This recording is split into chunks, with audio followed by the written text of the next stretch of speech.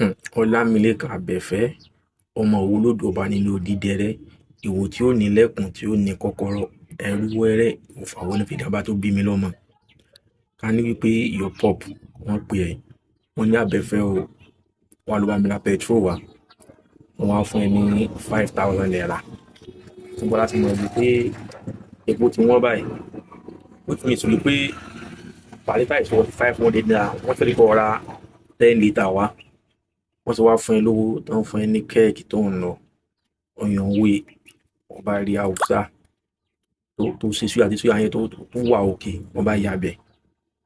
Oníkàwé tó ta súyà 500 naira fún ẹ, wọ́n ta fún ẹ ọjẹ́ súyà mọ́ make sense o, tó ń béèrè fún another 500 naira. Ó tún ta fún ẹ ọjẹ́ 1,000 naira. Ó fa Haúsá lówó. Onípẹ̀tọ̀ ibi tẹ́yìn bá ti ń jẹ, ibi tẹ́yìn bá ti ń ṣe lèèyàn ti máa ń jẹ.